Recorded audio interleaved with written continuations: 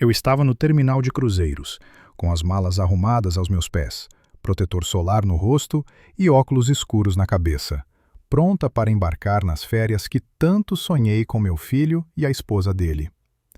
Pelo menos era o que eu imaginava, até receber uma mensagem no celular de repente. Mãe, mudamos os planos. Você não vem no cruzeiro. Vamos só com a família. Naquele momento, meu coração parou. Mas antes de prosseguir, veja se já se inscreveu no canal e comente de onde está assistindo este vídeo. Adoramos saber até onde nossas histórias chegam. Ainda sinto o cheiro de maresia daquela manhã. O porto do Rio de Janeiro fervilhava de turistas animados, carregando bagagens e exibindo sorrisos largos, cheios de expectativa. Eu também sorria, ansiosa pelo cruzeiro em família que planejamos por meses a fio. Aos 62 anos, seria minha primeira viagem de navio, um sonho simples realizado após anos de dedicação e esforço. Meu protetor solar na bolsa de palha, meu chapéu novo para a praia. 3 vestidos comprados especialmente para os jantares elegantes a bordo. A alegria de uma mulher comum, prestes a viver um desejo modesto. Meu filho Pedro estava atrasado, o que não era novidade. Desde que se casou com Sofia, a pontualidade virou luxo raro. Sentei-me num banco perto da área de embarque e esperei, observando as famílias que chegavam unidas, se abraçando com empolgação, como eu achava que a nossa seria. Foi aí que o celular vibrou. Mensagem de Pedro. Mãe, alteramos os planos. Você não embarca conosco. Sofia acha melhor ficar só na família próxima. Vamos explicar direito quando voltarmos. Li aquelas palavras 3, 4, 5 vezes seguidas, sem acreditar no que via, mas sentindo o peso no peito que confirmava tudo. Ergui os olhos e lá estavam eles, no convés superior do navio. Pedro, Sofia e meus netos, Lucas e Isabel, sem notar que eu os via. Ou talvez notassem e fingissem que não. Sofia sorria, ajeitando os cabelos castanhos enquanto apontava algo para as crianças. Meu filho olhava para o celular, provavelmente checando se eu havia lido. Só a família. Como se eu fosse o quê? Uma conhecida distante? Uma intrusa? Não. A mulher que o criou sozinha, que se desdobrou em 2 empregos para pagar colégios bons, que o consolava quando voltava chorando após derrotas no futebol. Minhas mãos tremiam tanto que mal segurei as malas. Peguei tudo e saí dali sem olhar para trás. O táxi me deixou em casa 40 minutos depois. Entrei no apartamento que antes parecia acolhedor e agora cheirava a solidão profunda. Joguei a bolsa no sofá e fui direto para o quarto onde guardava papéis importantes. Na segunda gaveta, numa pasta verde, estava o contrato da casa de Pedro. A casa que eu comprei para ele 5 anos atrás, logo após o casamento. A casa onde eu mal era convidada para jantares de domingo, porque Sofia precisava de espaço para montar seu próprio ninho familiar. A casa cuja última parcela do financiamento eu quitei exatamente 2 meses antes, com minhas economias da aposentadoria. Eles nunca se preocuparam com esse detalhe. Na verdade, Pedro sempre dizia: "É só papelada, mãe, a gente resolve depois." E eu, ingênua, acreditava que era só uma formalidade, mas agora via que não era esquecimento, era cálculo frio. Enxuguei as lágrimas que escorriam sem que eu percebesse, respirei fundo e liguei para alguém. "Doutor Carlos, é Maria Santos. Lembra daquela casa que comprei para o meu filho?" "Sim, essa mesmo. Preciso saber minhas opções legais." Enquanto falava com o advogado, uma serenidade estranha me invadiu. Não era raiva pura, embora ela pulsasse por baixo da pele, mas uma clareza que eu nunca sentira antes, como se todas as peças do quebra-cabeça se encaixassem de uma vez. As frases de Sofia sobre criar barreiras saudáveis. O distanciamento crescente de Pedro. Os comentários de que eu era muito grudenta com os netos. As desculpas para me deixar de fora das festas, até nas festas de fim de ano, onde os presentes viravam coisas impessoais, como um liquidificador ou um vale-compras de loja grande. Não eram fatos isolados. Era um padrão, uma estratégia para me afastar aos poucos, mantendo só o que lhes convinha. Meu apoio em dinheiro, minha disponibilidade para emergências, meu nome nos documentos da casa que eles não podiam bancar sozinhos. Eu havia virado uma ferramenta, um banco afetivo e financeiro. O Dr. Carlos confirmou o que eu já intuía. A casa era minha de direito. Eu podia fazer o que quisesse, vender, alugar, reformar, tudo no meu nome, sem papel algum prometendo transferência futura para Pedro. Quanto tempo leva para fechar uma venda? Perguntei, surpresa com a firmeza na minha voz. Com o comprador pronto, 2 semanas, talvez menos se apertarmos o ritmo. O cruzeiro durava 10 dias. Abri o laptop e mandei um e-mail para Fernanda, minha amiga corretora de imóveis. Preciso vender uma casa rápido. É questão de honra. Naquela noite, não chorei mais. Fiz um chá de camomila, sentei na varanda e contemplei as luzes de São Paulo piscando ao longe. Pela primeira vez em anos, não pensava em Pedro, Sofia ou nos netos. Pensava em mim. Quem era eu antes de virar a mãe de Pedro ou a avó das crianças? Lembrei da Maria que adorava dançar, que sonhava em conhecer Lisboa, que tinha amigos e hobbies só seus. A Maria que fora apagada devagar para dar lugar a uma versão útil de mim, que cabia nos cantos da vida deles, sem incomodar, sem tomar espaço demais. Aquela mensagem no porto não fora só uma exclusão de um passeio, mas um lembrete cruel de que, para eles, eu já não era essencial, era descartável, um extra, não família de verdade. Bem, se era assim que queriam jogar, eu também tinha minhas jogadas, e era hora de usá-las. Peguei um caderno e comecei a rascunhar um plano. Não por revanchismo puro, embora houvesse um gosto azedo de justiça nisso tudo, era por sobrevivência, por autoestima. Enquanto o navio dele se afastava da costa brasileira, eu traçava meu próprio rumo, onde, pela primeira vez em décadas, eu vinha em primeiro lugar. A semana que se seguiu foi um redemoinho de passos calculados. Fernanda encontrou um casal interessado em 3 dias. Jovens, sem filhos, com grana à vista. Marcamos uma visita para o dia seguinte. Precisei de uma desculpa para entrar na casa de Pedro. Afinal, embora fosse minha no papel, eles a viam como lar deles. Usei a chave que sempre guardei.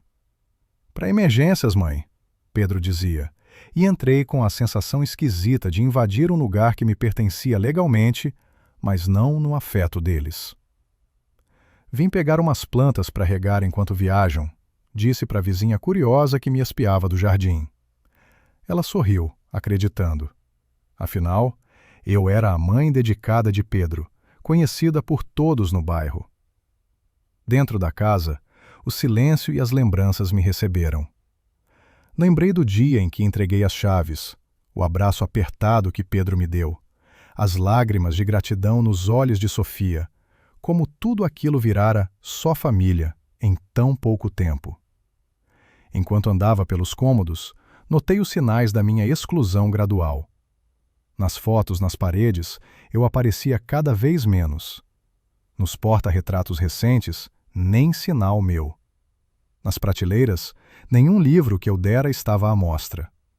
Até a colcha que eu tricotei para ele estava guardada no armário, trocada por uma de loja. No escritório de Pedro, abri as gavetas procurando papéis sobre a casa.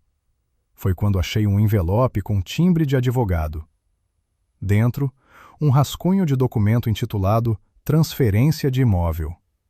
Datado de 3 meses antes, mas nunca assinado ou mostrado para mim. O texto era claro.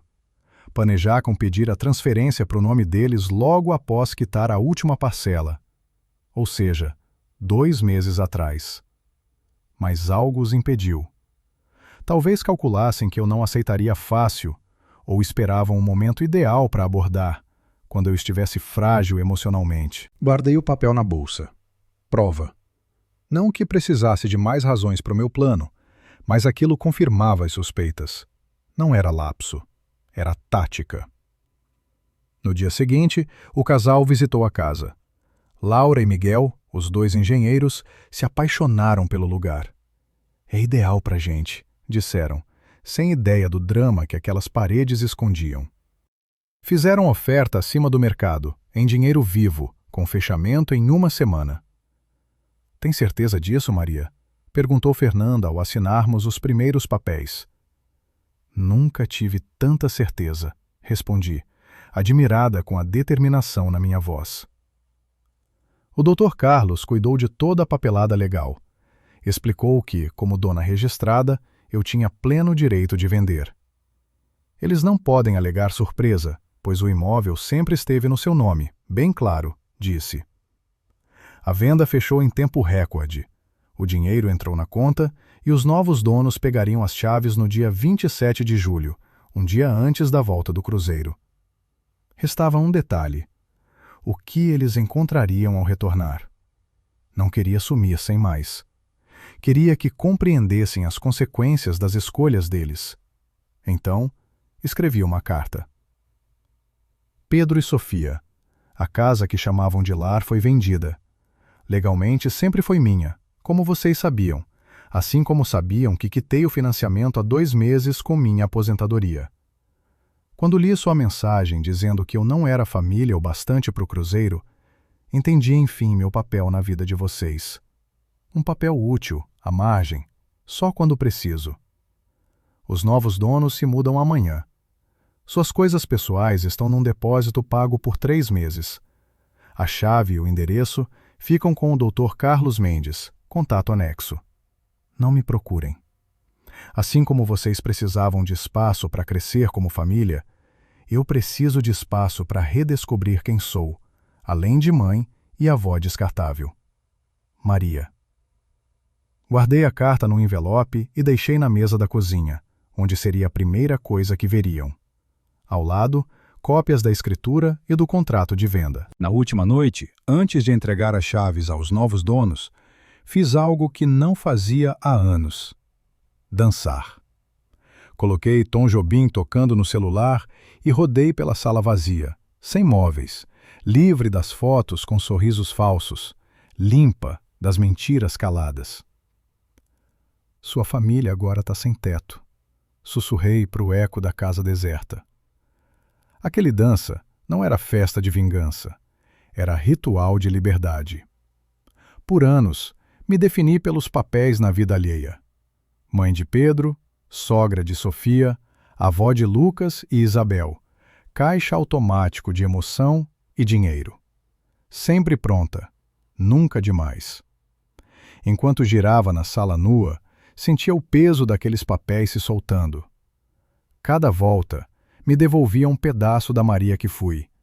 Aqui tinha sonhos próprios, desejos, uma existência além de servir aos outros. No dia seguinte, entreguei as chaves a Laura e Miguel. Eles radiavam, falando de planos para reformar, transformar o quarto extra num home office compartilhado. A vibe dessa casa é especial, disse Laura. Dá para sentir que teve muito carinho aqui. Teve, respondi. Mas nem todo carinho resiste à conveniência. Ela me olhou sem captar, mas sorriu mesmo assim. Eu também sorri. Um sorriso verdadeiro pela primeira vez em dias. Ao sair pelo portão pela última vez, uma mistura de sentimentos que não conseguia nomear me invadiu. Não era paz plena, nem vingança, nem dor. Era o alívio sofrido de enfim ver a realidade como ela é, não como a gente quer que seja. Voltei para o meu apartamento em Belo Horizonte e liguei. Joana, disse para minha irmã, aquela viagem a Lisboa que a gente sempre sonhou. Que tal no mês que vem? Desliguei antes que ela respondesse, mandando logo depois as passagens que comprei naquela manhã. Era hora de viver meus sonhos, não só bancá-los para os outros. Naquela noite, dormi pesado pela primeira vez desde o dia no porto, sem pesadelos, sem acordar no meio da noite com o peito apertado que me seguia há semanas. Enquanto o navio voltava devagar para a costa brasileira, Eu me distanciava cada vez mais do Porto do Rio, não no corpo, mas no espírito. Eles planejavam voltar para uma vida que já não existia. Eu planejava partir para uma vida que mal começava.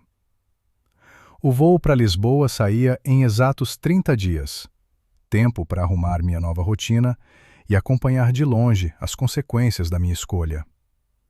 Não por maldade, mas porque precisava ver que aquilo não era um pesadelo passageiro. Era a realidade que eu construíra para mim, tijolo por tijolo de renúncia. 3 dias antes da volta do cruzeiro, veio uma mensagem de Pedro. Mãe, sentimos sua falta. As crianças perguntam por você todo dia. Mal posso esperar para mostrar as fotos. Sorri amargo para a tela do celular. A falsidade era tão clara que quase brilhava entre as letras. Nenhuma desculpa pela exclusão, nenhum reconhecimento do ferimento. Só a sequência do script onde eu devia atuar. A mãe compreensiva, sempre pronta para perdoar. Não respondi. Cada notificação ignorada era um ato pequeno de rebeldia contra décadas de disponibilidade sem limites. No dia seguinte, mensagem de Sofia. Maria, trouxemos uns chocolates suíços incríveis. Isabel escolheu especialmente para vovó. De novo, deixei em visto.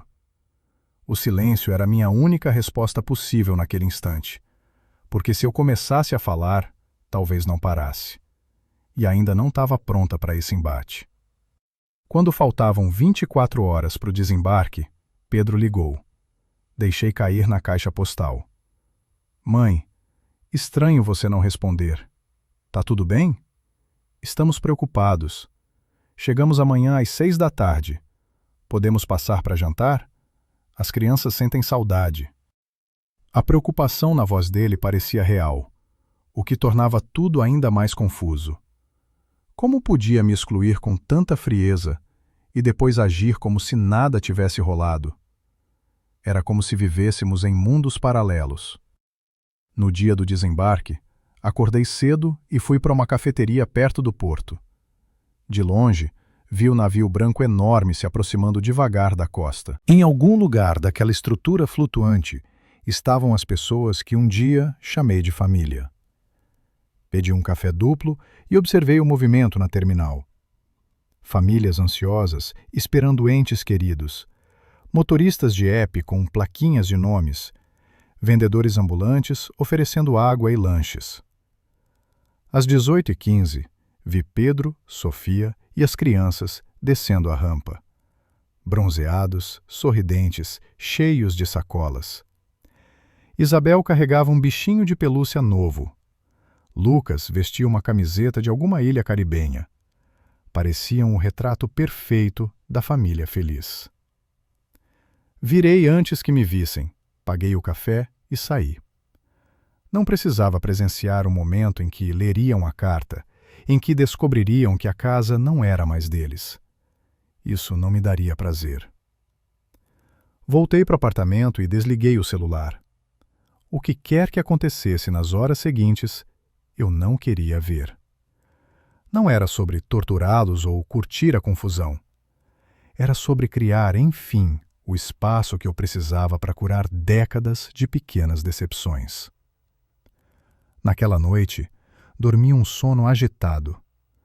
Parte de mim ainda se sentia culpada, treinada para colocar as necessidades deles acima das minhas. Mas outra parte, que crescia mais forte a cada dia, sabia que fizera o essencial. Às 7h43 da manhã seguinte, a campainha tocou. Olhei pelo olho mágico e vi Pedro, sozinho, com olheiras fundas e rosto pálido. Abri a porta sem dizer nada. Como você pôde? Foram as primeiras palavras dele, a voz tremendo entre raiva e descrença. Vendeu nossa casa sem nem consultar a gente. Não era a casa de vocês, Pedro. Era minha. Sempre foi. Tá no contrato que vocês nunca se importaram em ler. Ele passou as mãos pelo cabelo, perdido. Mas a gente morava lá, tinha uma vida lá. As crianças cresceram naquela casa, e eu planejava viajar com vocês, ser parte da família. Engraçado como os planos mudam, né? Foi só uma viagem, mãe. Uma só. Não, Pedro. Foi a gota d'água. Foi o instante em que enfim entendi meu lugar na vida de vocês. Útil quando precisam.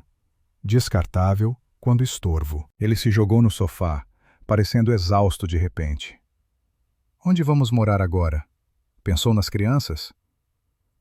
Aquela pergunta acendeu algo em mim, décadas de sacrifícios colocando as necessidades dele acima das minhas. E mesmo assim, a primeira preocupação não era comigo, com meus sentimentos, com a dor que causaram, mas com o incômodo que eu criei. Tem 3 meses de depósito pago, tempo para achar outro lugar. E sim, pensei nas crianças. Pensei no tipo de adultos que vão virar vendo como tratam a própria mãe. Pedro me olhou como se eu fosse uma estranha. De certo modo, talvez fosse.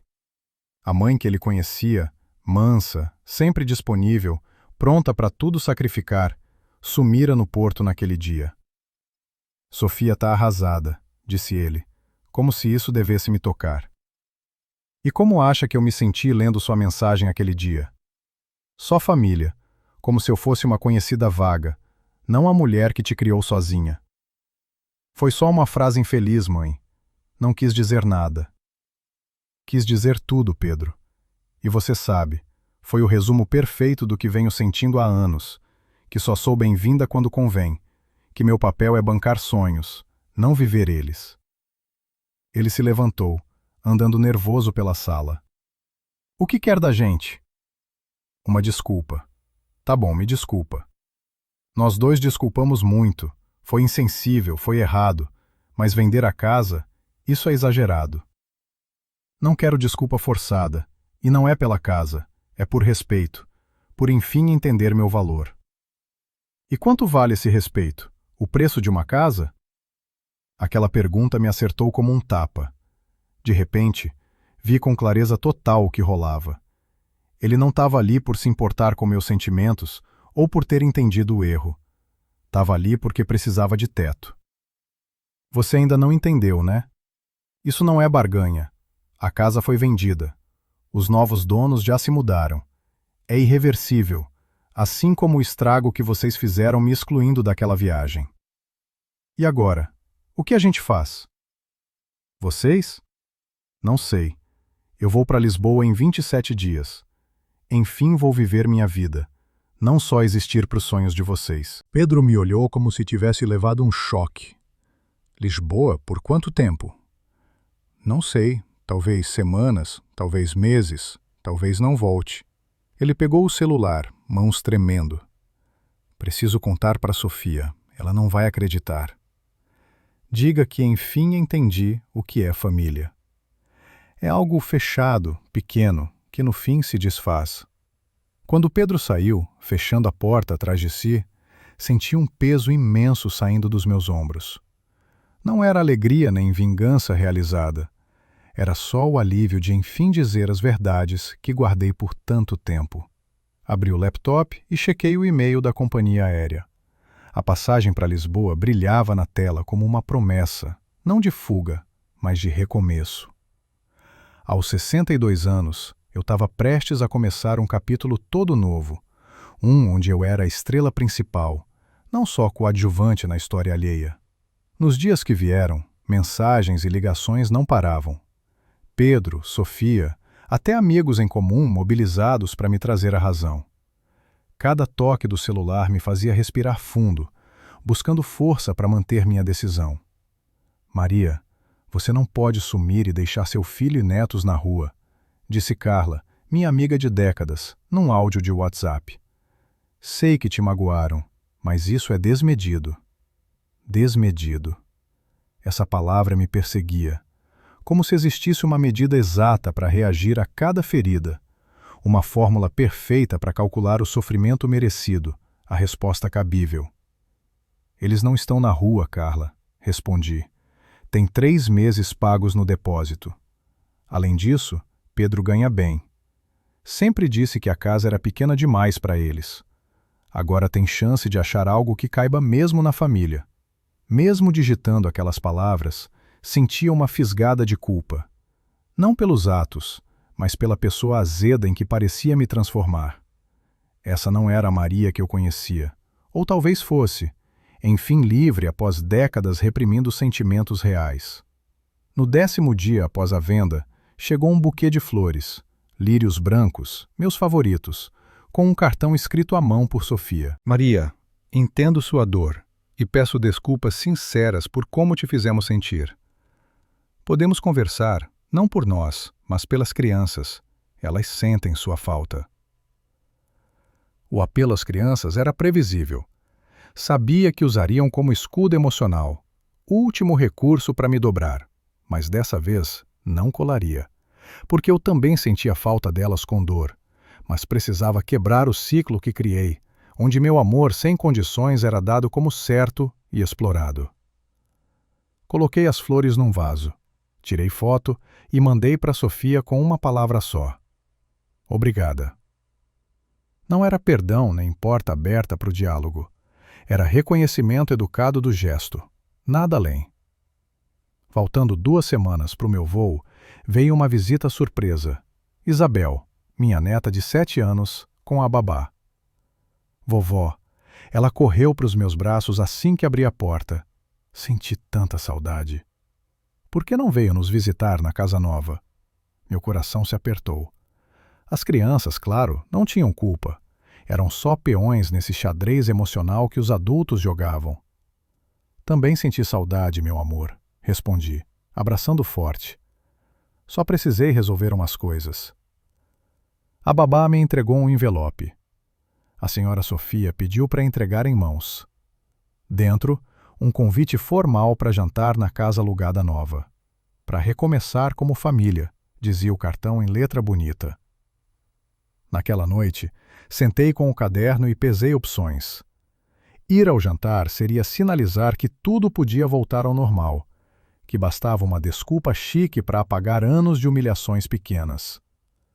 Não ir seria reforçar a imagem que provavelmente construíam, da velha rancorosa e vingativa. Peguei o telefone e liguei para Pedro.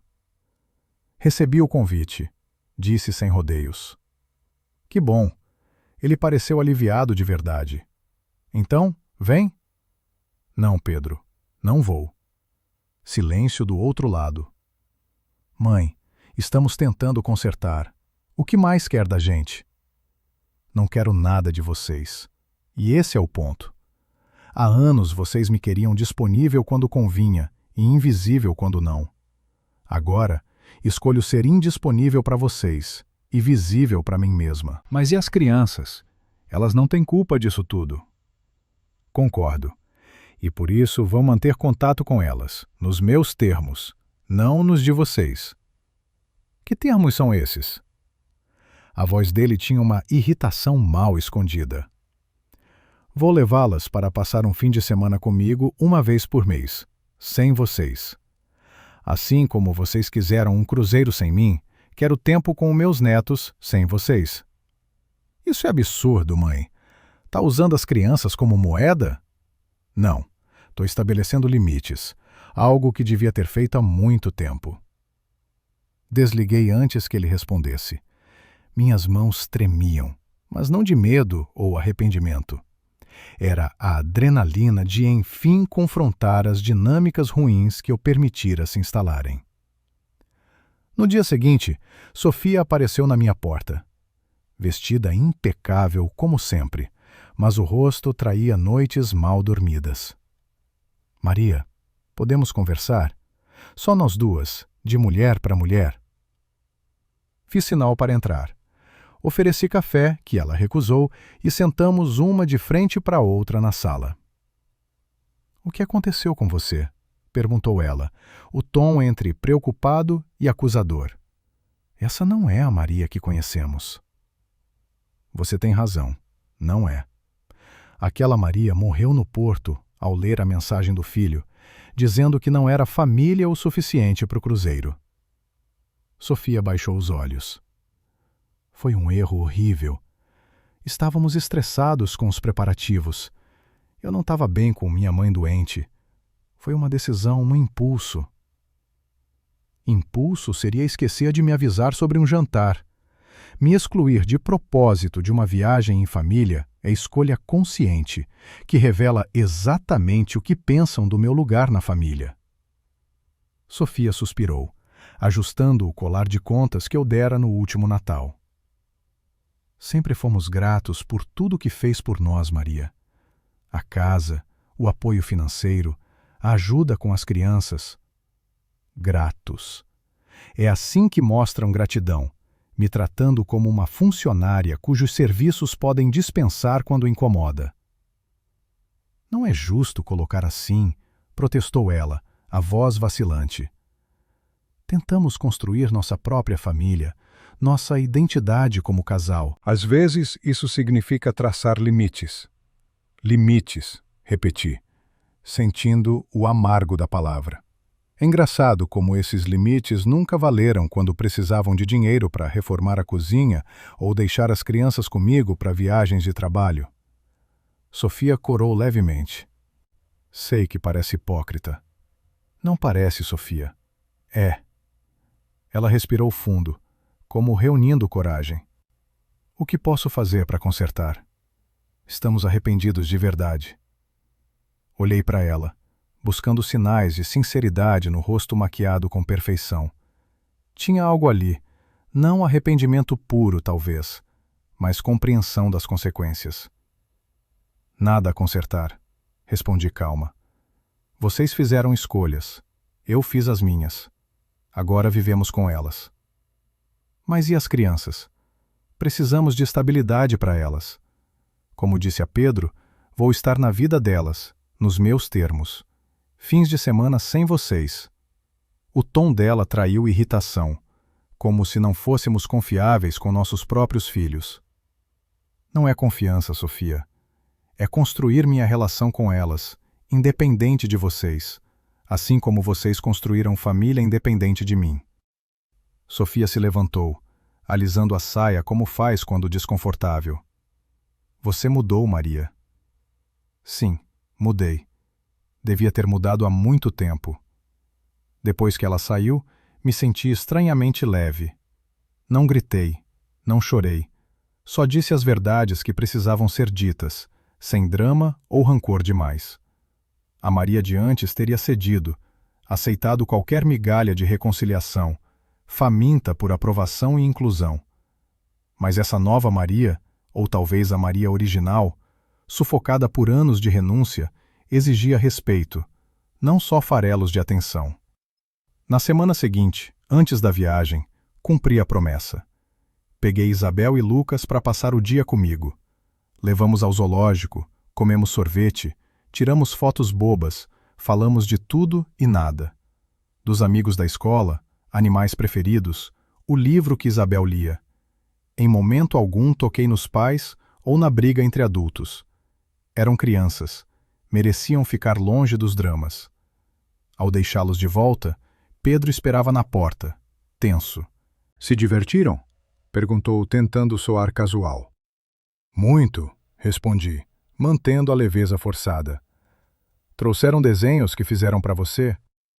Obrigada por isso, disse ele, parecendo grato de verdade por não afastá-los de você por causa de tudo. Nunca faria isso, Pedro. Não sou como vocês. O comentário acertou como pretendia, mas ele só assentiu, aceitando o golpe. Quando volta de Lisboa? Perguntou, mudando de assunto. Não sei, talvez nunca. Tá falando sério? Tinha pânico real na voz. Pela primeira vez em décadas, tô colocando minhas necessidades em primeiro. Vou ficar o tempo que precisar para me redescobrir. E se precisarmos de você? E se as crianças precisarem? Sorri, não de alegria, mas da certeza de quem enfim entendeu seu valor. Sobreviveram sem mim por 10 dias de cruzeiro. Tenho certeza que sobrevivem durante minha viagem. Na noite antes do voo, fiz algo que adiava. Abri a caixa com memórias de Pedro, fotos da infância, desenhos da escola, o primeiro sapatinho. Cada item contava de um amor sem condições que fora virando conveniência devagar. Não joguei nada fora, nem guardei no fundo do armário. Só observei, reconhecendo que aquelas lembranças faziam parte de mim, assim como a dor recente da exclusão. Não precisava negar o passado para abraçar o futuro. Na manhã seguinte, enquanto o táxi me levava ao aeroporto, veio mensagem de Pedro. Boa viagem, mãe. Te amamos, mesmo que não acredite agora. Não respondi. Não por não crer no amor deles, mas porque aprendi que amor sem respeito é palavra vazia, desculpa para continuar hábitos ruins. O avião decolou às 10h25 em ponto. Enquanto o Brasil ficava para trás, senti como se respirasse livre pela primeira vez em anos. Não era só viagem geográfica, era jornada para dentro de mim, redescobrindo a Maria que existia antes de ser mãe de Pedro ou avó das crianças. A Maria com sonhos próprios, desejos, uma vida que não se resumia a servir aos outros. A comissária serviu champanhe na executiva, luxo que me permiti com parte do dinheiro da venda. Ergui a taça num brinde silencioso, não ao fim de uma família, mas ao começo de mim mesma. Lisboa me recebeu com garoa fina e céu cinza, mas nem isso diminuiu o encanto. Joana, minha irmã, esperava no aeroporto com um guarda-chuva colorido e um sorriso enorme. Bem-vinda à sua nova vida, disse ela, me abraçando apertado. Joana sempre foi meu oposto. Nunca casou, nunca teve filhos. Construiu carreira internacional e vivia entre Lisboa e Salvador há décadas. Enquanto eu dedicava minha vida a Pedro, ela dedicava a dela a si mesma. Por anos, senti uma superioridade velada com as escolhas dela, como se meus sacrifícios de mãe fossem mais nobres que sua vida egoísta, como chamávamos em papos familiares. Agora, aos 62, questionava quem de fato tomara decisões mais sábias. Como se sente? Perguntou Joana enquanto o motorista nos levava pelo trânsito lisboeta. Livre, assustada, culpada, tudo junto. Ela riu. Bem-vinda à vida real, mana, onde nenhuma emoção vem sozinha e toda escolha tem custo. O apartamento de Joana ficava no bairro Alto, cheio de galerias, cafés e lojinhas artesanais. Seu estilo sofisticado sempre me pareceu exagerado, quase fútil. Agora via como ela criara uma vida que espelhava exatamente quem era, sem concessões, sem sacrifícios desnecessários. Preparei o quarto de hóspedes, mas acho que precisamos achar um cantinho só seu logo, disse ela me mostrando o quarto bonito, com vista para o pátio interno. Quanto tempo pretende ficar? Não sei, respondi sincero. Nunca planejei além de vender a casa e comprar a passagem. Perfeito, Joana sorriu. As melhores jornadas são as sem roteiro fixo. Nos dias seguintes, mergulhei em Lisboa como sede no oásis. Visitamos museus, sentamos em cafés vendo gente passar. Caminhamos horas pelo Tejo. Absorvia cada instante como esponja, preenchendo um vazio que nem sabia existir em mim. O celular ficava quase sempre desligado. Ligava uma vez por dia, geralmente à noite, para checar mensagens importantes e fazer videochamada curta com Lucas e Isabel. As conversas eram leves, sobre o dia a dia deles e minhas descobertas em Lisboa. Nunca tocávamos na situação com os pais ou quando eu voltaria.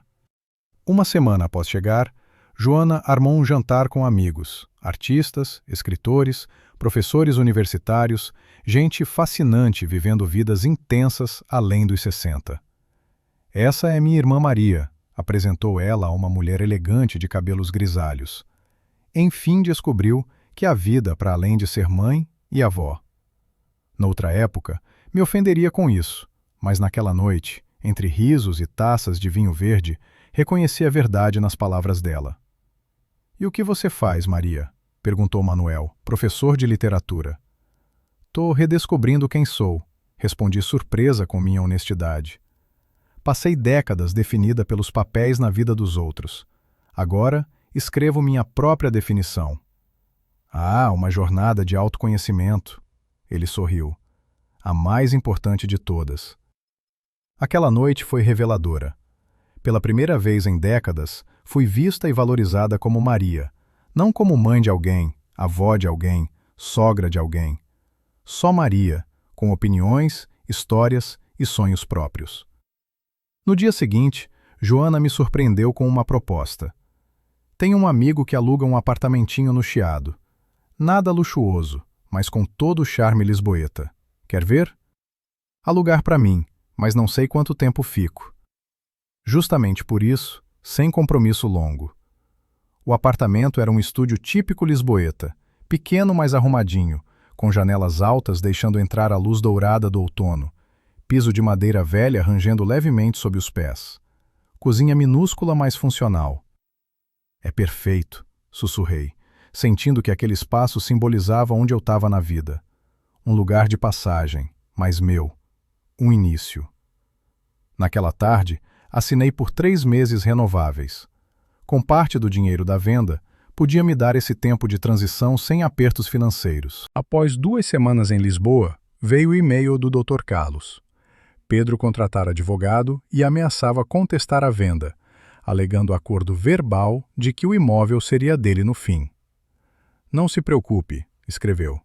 Sem papel formal, nada podem fazer legalmente. A venda foi impecável. Mesmo assim, a notícia me abalou.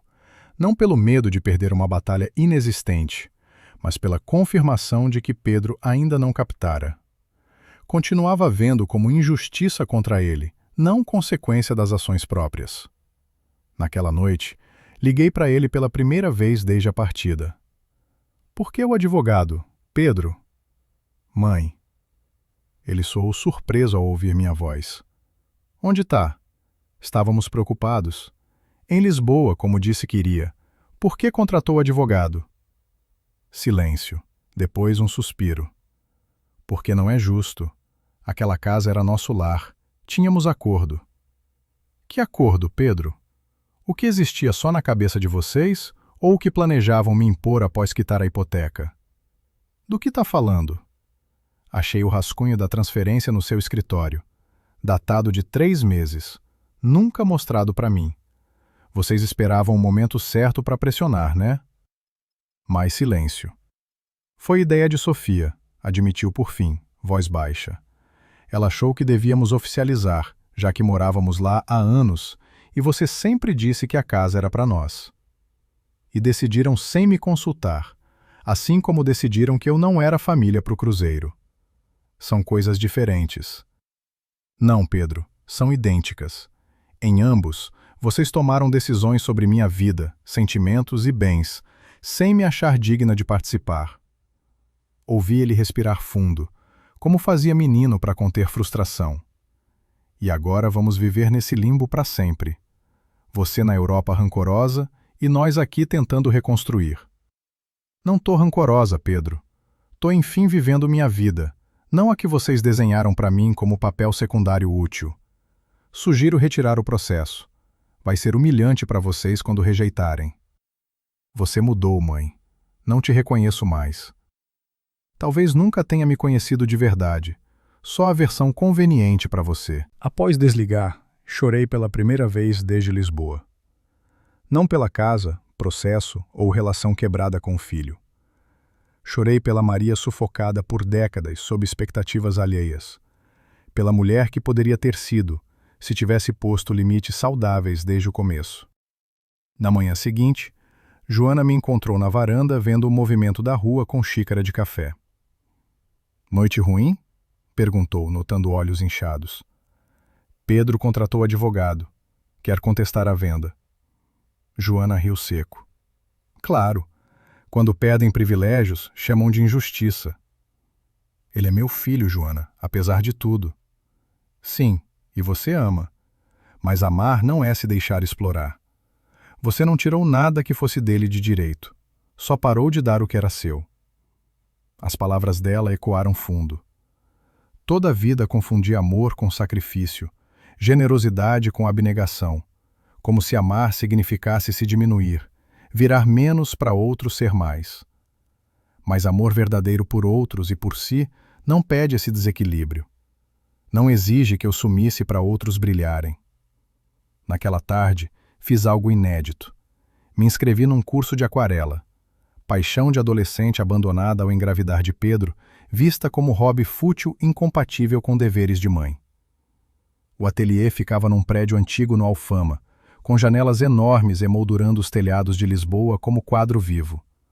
O professor, senhor de cabelos brancos e mãos manchadas de tinta, nos recebeu com um sorriso gentil. A aquarela é como a vida, disse demonstrando uma pincelada suave. Você guia a água, mas nunca controla total. A beleza está em aceitar os caminhos imprevisíveis que ela toma. Enquanto misturava cores e via fluir no papel, tive uma epifania. Era exatamente isso que aprendia com minha vida. Guiar, não controlar, aceitar o imprevisível, achar beleza em rotas inesperadas. No fim da aula, criei uma paisagenzinha imperfeita, mas vibrante de cores e possibilidades, como o capítulo novo que escrevia para mim. O outono em Lisboa transformou árvores em explosões de vermelho e ouro, como se a cidade celebrasse minha mudança pessoal. Dias encurtavam, mas minhas horas pareciam mais cheias, mais minhas. Criei rotina exclusiva. Acordava cedo, tomava café numa padaria da esquina onde o dono já me conhecia e guardava um pastel de nata quentinho.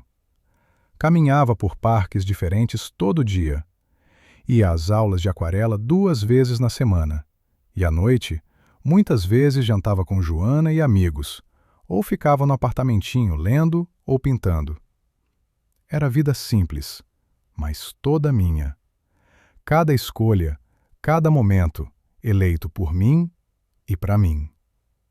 Semanas passaram, e mensagens de Pedro diminuíram aos poucos. Dr. Carlos informou que ele desistira do processo, aceitando, enfim, que não tinha base. Continuei videochamadas regulares com Lucas e Isabel, mas até essas viraram menos frequentes enquanto se adaptavam à nova dinâmica. Em meados de novembro, e-mail inesperado de Sofia. Maria, espero que esteja bem em Lisboa. As fotos que manda para as crianças são lindas. Elas adoram mostrar para os amigos onde a vovó está morando agora. Escrevo para pedir desculpas sinceras dessa vez. Não pelas inconveniências práticas que causamos, mas pelo dano emocional que te infligimos ao longo dos anos. Pedro e eu estamos em terapia de casal desde que você foi. Não foi fácil encarar verdades sobre nós, sobre como te tratamos, sobre padrões tóxicos que criamos. O terapeuta ajudou a ver como normalizamos atitudes manipuladoras e egoístas, disfarçando como limites saudáveis ou construção de nossa família. Verdade é que demos sua generosidade como certa. Pior, exploramos conscientemente, sabendo que você nunca diria não, nunca poria limites firmes, nunca cobraria reciprocidade. Não espero perdão ou esquecimento, nem peço que volte ou restaure o antigo. Só queria que soubesse que sua decisão drástica nos obrigou a confrontar dores e começar mudanças reais. Pedro tem dificuldade em expressar, então tomo liberdade de falar por nós dois. Ele ainda processa muita raiva e culpa, mas avança. As crianças estão bem, sentimos sua falta, mas respeitamos sua jornada, com votos sinceros de bem-estar. Sofia. Li várias vezes, buscando manipulação por trás da sinceridade. Mas algo nas palavras soava diferente dos tentos anteriores de reconciliação. Sem pedidos velados, sem menção a casa ou finanças, sem usar crianças como alavanca. Mostrei o e-mail para Joana no jantar aquela noite. O que acha? Perguntei enquanto lia atenta. Parece honesto, disse devolvendo o tablet. Mas o importante é, o que você acha? Pensei um instante. Acho que enfim entendem. Não só o que fiz, mas por quê. E isso muda algo para você? Não sei, respondi sincero. Não tô pronta para perdoar total nem voltar à dinâmica velha. Nem deve, afirmou Joana servindo mais vinho. Perdão, quando vem, é pela sua paz, não pelo conforto deles. E independente de perdão, nunca mais aceite ser tratada como antes. Assenti, absorvendo a sabedoria. Naquela noite, respondi breve a Sofia. Obrigada pelo e-mail. Aprecio a honestidade e reconhecimento. Também estou numa jornada de autodescoberta e cura. Fico feliz que busquem ajuda profissional. As crianças sempre serão bem-vindas na minha vida, assim como comunicação aberta entre nós adultos. Maria. Curto, sem promessas ou cedências, mas sem hostilidade. Um passo pequeno para algo novo, não restauração do passado, mas talvez construção de futuro diferente. Dezembro chegou com luzes de Natal transformando Lisboa em conto de fadas. Minha aula de aquarela armou exposiçãozinha de fim de ano, e, para minha surpresa, 2 peças minhas foram escolhidas. Nada grandioso, só uma galeria pequena no bairro Alto, mas para mim representava algo enorme, reconhecimento do meu valor além dos papéis familiares. No dia da abertura, fiquei parada diante da minha aquarela emoldurada, uma vista do Tejo ao pôr do sol, com tons de azul e roxo se fundindo no horizonte. Não era perfeita tecnicamente, mas capturava algo real, um momento de paz que vivi sozinha à beira do rio. É linda, disse uma voz conhecida atrás de mim. Virei espantada, e lá estava Pedro. O que faz aqui? Perguntei quase sem fôlego de surpresa. Sofia viu o convite da exposição no seu Facebook. Achei que era hora de conversa cara a cara. Ele parecia mudado, mais magro, com olheiras sutis, mas expressão mais suave, menos defensiva. Veio sozinho? Sim, Sofia ficou com as crianças. Ela entendeu que precisávamos desse tempo, só nós 2. Saímos da galeria e fomos para um café perto. A noite estava fria, mas clara, com céu estrelado raro na cidade iluminada. Sua pintura é bonita mesmo, disse ele ao sentarmos com chocolates quentes fumegantes. Não sabia que pintava. Nem eu, respondi com um sorriso leve. Tem muita coisa sobre mim que você não sabe, que eu mesma não sabia. Ele assentiu, mexendo o chocolate com a colher. Pensei muito nisso, em como nunca te vi como pessoa completa, com desejos e sonhos próprios. Você era só mãe, extensão de mim de algum jeito. A honestidade crua me pegou de surpresa. Esse não era o Pedro defensivo que deixei para trás. A terapia parece funcionar, comentei. Ele deu um sorriso pequeno. É difícil, doloroso na real, encarar padrões que nem sabia ter. Ver como tratei a pessoa que mais me amou no mundo. Ainda te amo, Pedro. Isso nunca mudou. Sei, e abusei desse amor por anos. Parou, tomando gole de chocolate. Não vim pedir que volte ou desfaça o feito. Vim dizer que entendo e tô tentando mudar, ser melhor. Ficamos em silêncio uns momentos, deixando as palavras pairarem entre nós. As crianças estão bem? Perguntei enfim. Sim, sentem saudade, mas se adaptam. Isabel guarda cada foto que manda num álbum especial. E vocês? A casa nova. É menor, mais simples, mas funciona. Sofia voltou a trabalhar meio período. Estamos aprendendo a viver com menos, valorar o que importa de verdade. Sinto que tenha sido tão duro para vocês. Ele negou com a cabeça. Não sinta. Foi necessário. Doloroso, sim, mas necessário. Como cirurgia para tirar algo tóxico. As palavras dele ecoaram o que eu sentira. A sensação de que dor era precisa para cura, que algumas feridas precisam se abrir para sarar direito. Quando volta para o Brasil? Perguntou.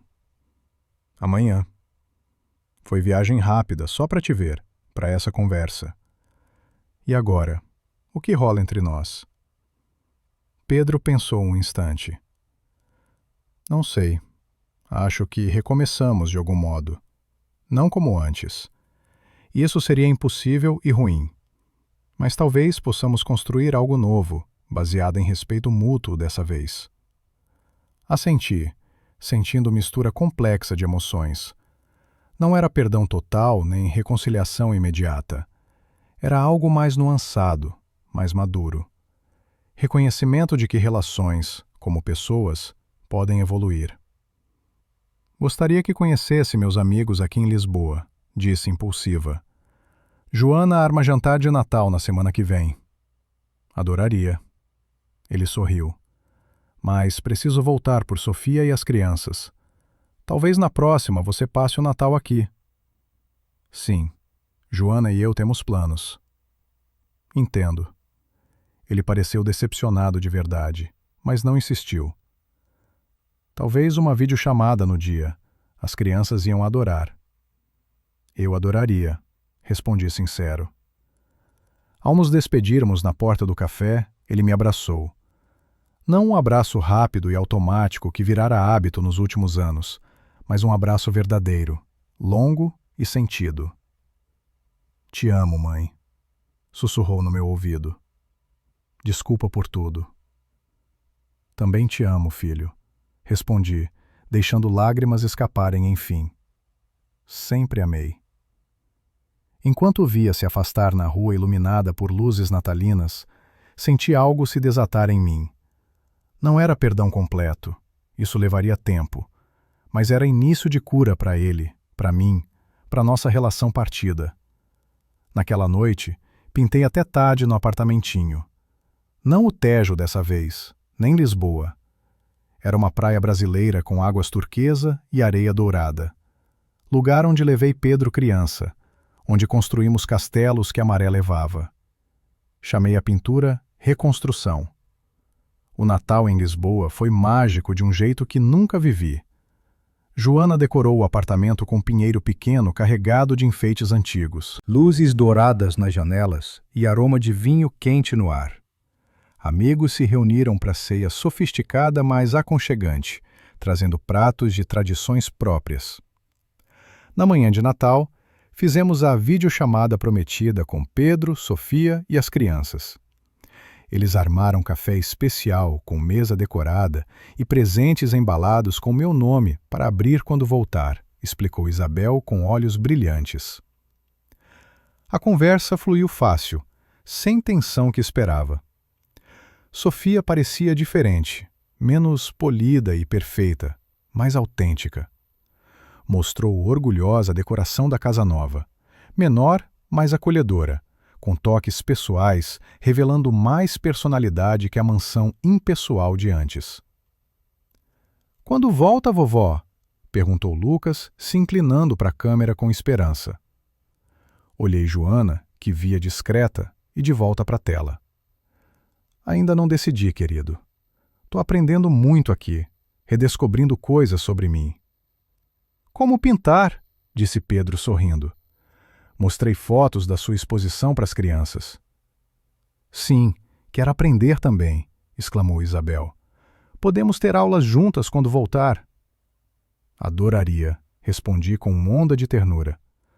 "Talvez ache um professor em Curitiba." Após a chamada, Joana e eu saímos para passear pela Avenida da Liberdade, admirando decorações festivas e famílias no feriado. "Parecem mesmo mudados", comentou Joana. "Mais humildes." "Sim", concordei.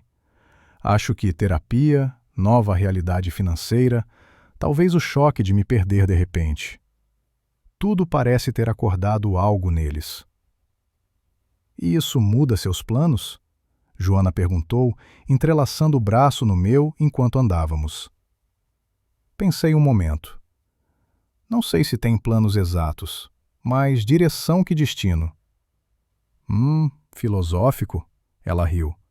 "Mas sério, pensa em voltar para o Brasil?" "Eventualmente, sim. Esse capítulo é maravilhoso, mas não o livro todo da minha vida. Meus netos estão lá, parte do coração também, mas não nas condições antigas." Joana afirmou, não como pergunta, mas confirmação. Definitivamente não.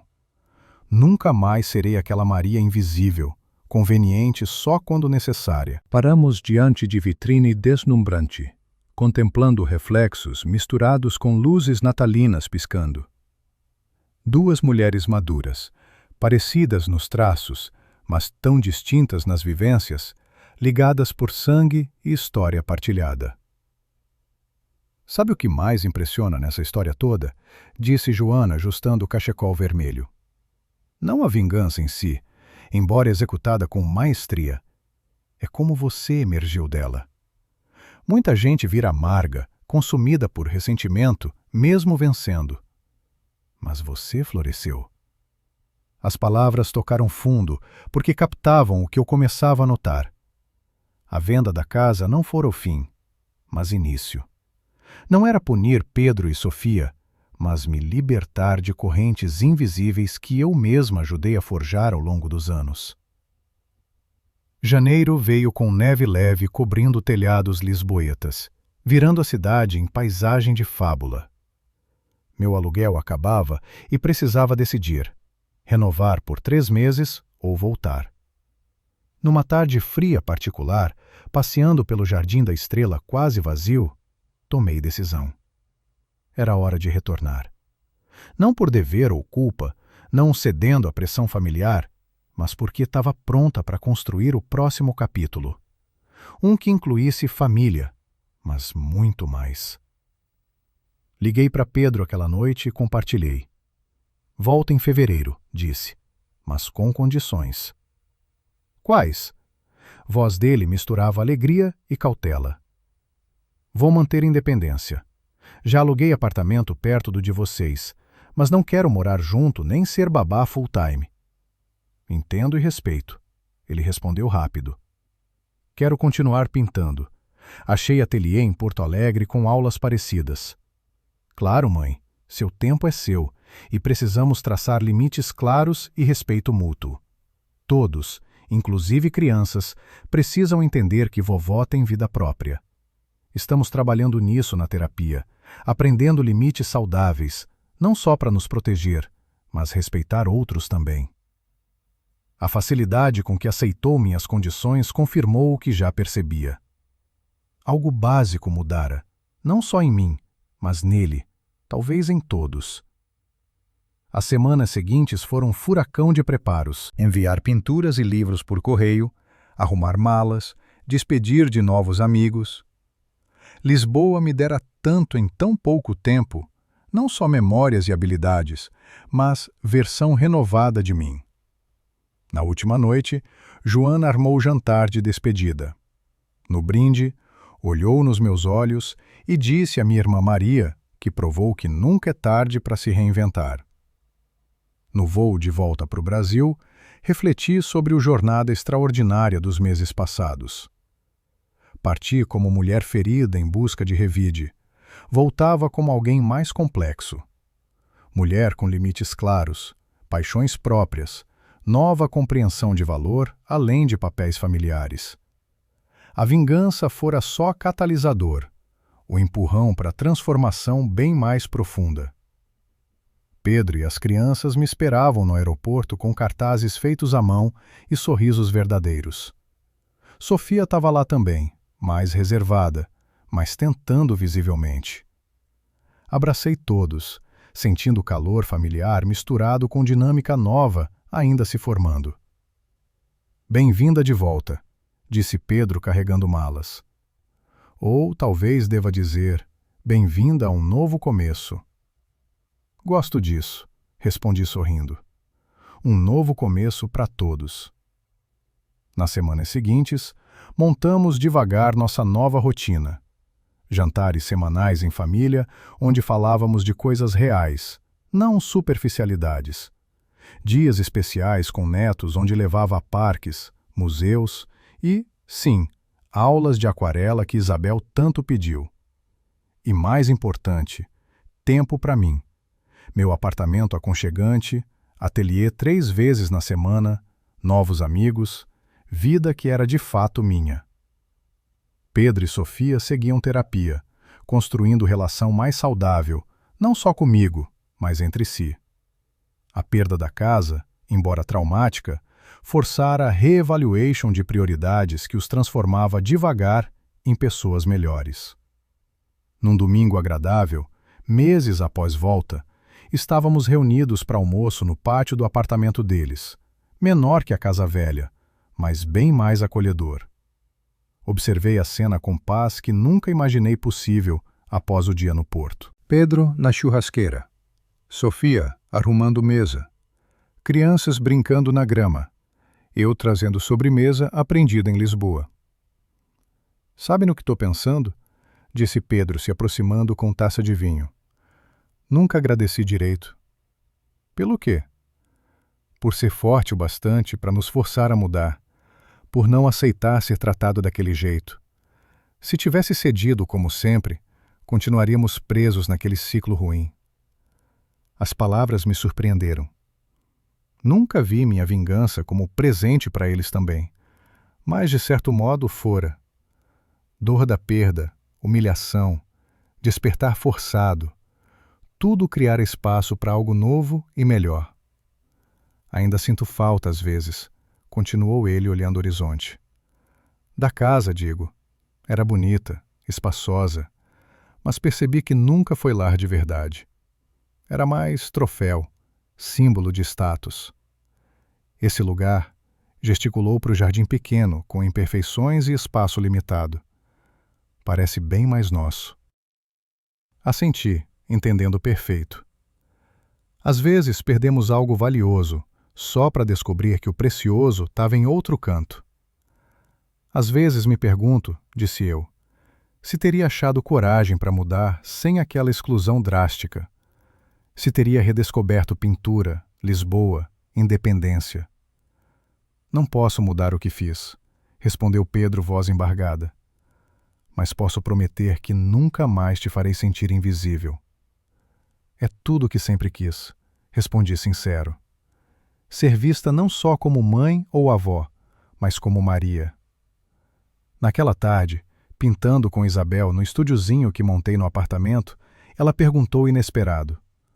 Vovó, já perdoou o papai e mamãe por não te levar no cruzeiro?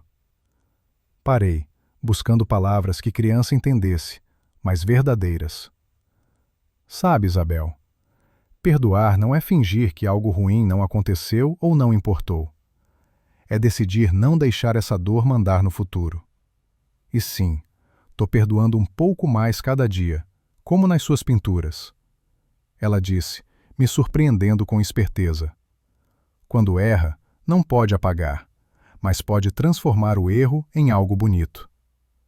Sorri admirada com sabedoria daquela menina de 8 anos. Exato, meu amor.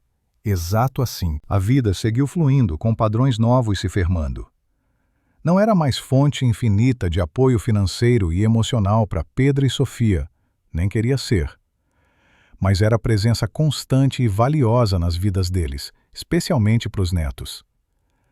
Era também artista em desenvolvimento, amiga, viajante, mulher redescobrindo paixões adormecidas e cultivando novas. A casa vendida nunca mais foi tocada, como se todos entendêssemos que representava capítulo fechado. Os novos donos reformaram muito. Uma vez passamos perto num passeio e mal reconhecemos. Parece outra vida, comentou Pedro. Era, respondi simples. No meu aniversário de 63, ganhei o presente surpreendente de Pedro e Sofia, passagem para a Itália e inscrição em workshop de pintura na Toscana. Para continuar sua jornada, dizia o cartão, com todo o nosso amor e respeito. Olhando o envelope com passagens, vi que ciclo se fechara. Dor daquele dia no porto virara algo inesperado. Liberdade. Não só física ou financeira, mas liberdade interior de enfim viver como a mulher que sempre fui destinada a ser. A vingança fora só o start, o renascimento que veio depois.